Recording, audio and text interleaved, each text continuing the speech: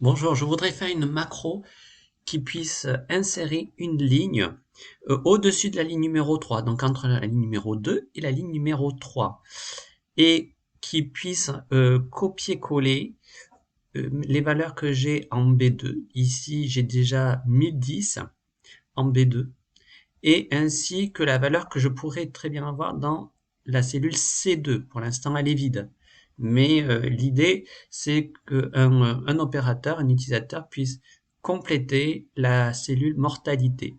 Puis ensuite, cliquer sur le bouton insérer qui active une macro. Pour vous montrer un petit peu le calcul que ça peut faire, ici, par exemple, l'effectif de nombre de poussins à l'origine, le 1er février, c'est 1020. Si jamais l'opérateur est obligé de compléter une mortalité de 3 poussins, ici le 5 février, alors automatiquement, nous aurons un nombre de poussins qui sera de 1017, 1020 moins 3, ça fait bien 1017. Cette formule, je l'ai en B2 en réalité ici, pour donc la dernière mortalité à compléter, je récupère le dernier effectif du 11 février, 1010. Donc, dans ma formule, je mets égal B3. B3 est bien ici. Et ensuite, je soustrais C2, qui est la mortalité que l'on complète.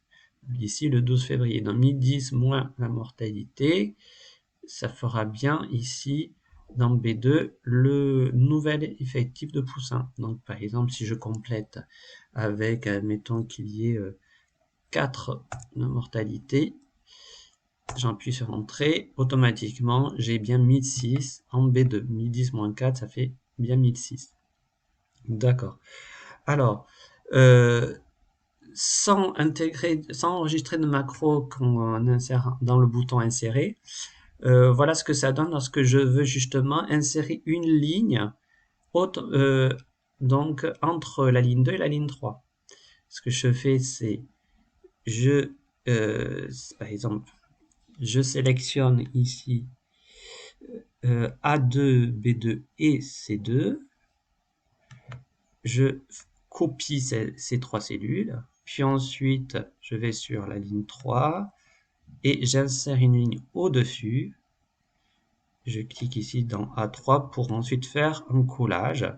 Alors ici, je pourrais très bien faire un coller classique, mais je préfère faire un collage spécial pour uniquement coller que les valeurs, pas la formule en fait, pour éviter tout problème par la suite. La valeur me suffit. Il copie bien donc 1006 et mortalité 4, ainsi que aussi la date du 12 février. Donc finalement le format date est bel et bien copié-collé aussi. J'ai pas besoin d'ajouter un collage spécial pour le format. Le format est bon ici.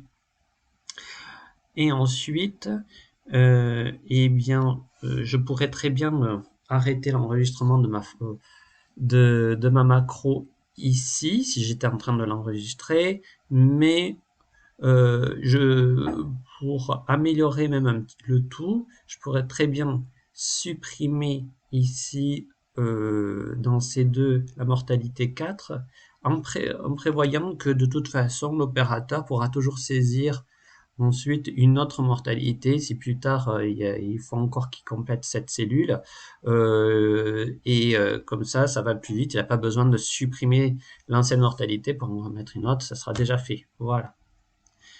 Alors, par contre, vous remarquez quelque chose, c'est que effectivement mon nouvel effectif de nombre de poussins est bien mis 6 ici en B3. Sauf que pourquoi il m'a mis 10 donc ici, alors que 1010 correspond finalement à l'effectif de poussins en B4 ici.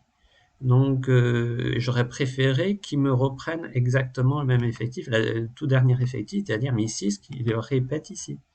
Alors si je regarde la formule, c'est égal B4 moins C2. Tout à l'heure, c'était B3 moins C2, maintenant c'est B4 moins C2. Tout simplement à cause de l'insertion de ligne que nous avons faite.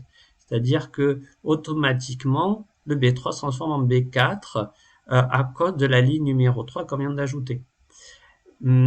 Alors, on pourrait, si vous connaissez les références absolues et relatives, par exemple, on pourrait créer une référence absolue au lieu qu'elle soit relative en ajoutant, au niveau de B4, c'est-à-dire d'abord au lieu de B4, je remets B3 comme c'était tout à l'heure, voilà. Et donc ça fait bien 1006 maintenant. Mais par contre, si vous connaissez les dollars, on pourrait peut-être essayer de bloquer cette cellule avec des dollars pour que B3 reste toujours B3 et que ça ne se transforme pas en B4. Donc j'appuie sur Entrée, voilà. Est-ce que finalement ça va marcher si j'insère j'aurais fait l'essai en insérant une ligne. Admettons que là je vais mettre OK, je vais mettre qu'il y a eu une mortalité de 1. Déjà, ici, bien sûr, ça fonctionne encore. Ça fait bien 1005. 1006 moins 1 moins, ça fait 1005. Je fais un test en insérant une ligne. Hop, d'abord, je fais copier-coller. Hop, copier. Ensuite, j'insère ici une ligne au-dessus. Voilà. Ici, je vais faire coller un collage spécial valeur uniquement. Tac, c'est fait. Et est-ce que au final, on a bien toujours mis 5 ici. Alors, effectivement, on a mis 5 au lieu de mis 6.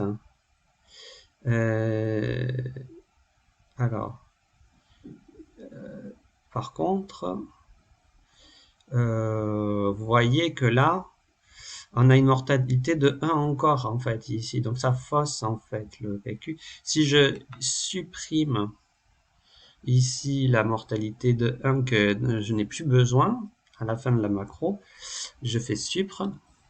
Et là, il me redonne 1006, en fait, au lieu de 1005. Vous voyez, donc, finalement, la formule, tout à l'heure, c'était $B, $3 moins C2, elle s'est transformée en $B, $4 moins C2. Le dollar n'a eu aucun effet lorsque on a fait une insertion de ligne. Le dollar, en fait, est complètement inutile, finalement. On ne peut pas conserver B3 en mettant des dollars quand on insère une ligne. Donc, il va falloir trouver une autre astuce. Bon, déjà, je remets le B3 comme c'était tout à l'heure. Finalement, j'enlève les dollars qui sont inutiles. Voilà. Donc, l'astuce que j'ai pu trouver au final, ça serait d'utiliser la fonction décalée. Alors, la fonction décalée, effectivement, on peut l'utiliser pour aller chercher une seule cellule ou alors une plage de cellules. Ici, une seule cellule, évidemment, nous suffit. On veut récupérer B3, mais pour récupérer B3, en fait, on va partir de B2. B2 est une cellule qui reste bien fixe, même si on insère une ligne, en réalité, puisque la ligne 2 est au-dessus de la ligne 3. Donc, une insertion de ligne n'aura aucun impact sur la cellule B2. Et ensuite, avec la fonction décalée, on se décalera d'une cellule vers le bas pour aller chercher B3. Donc, je vais ici, je vais effacer B3 et je vais écrire décalé, ouverture de parenthèse. Je vais, donc, ma cellule d'origine, au départ, ça sera B2. Ensuite, point virgule. Je vais me décaler d'une cellule vers le bas, je vais écrire 1, point virgule. Ensuite, le décalage vers la droite ou vers la gauche, je n'en ai pas besoin puisque je ne fais qu'un décalage vertical vers le bas. Donc, après ce point virgule, je ne complète rien du tout et je peux même déjà terminer tout de suite la fonction décalée en fermant la parenthèse. Voilà. Et enfin, j'appuie sur Entrée. Donc ici, il m'affiche bien 1005 qui correspond à B3. Et 1005 moins 0, moins C2 qui est donc dans C2 ici, il n'y a rien du tout, donc ça correspond à 0. 1005 moins 0, ça fait bien 1005.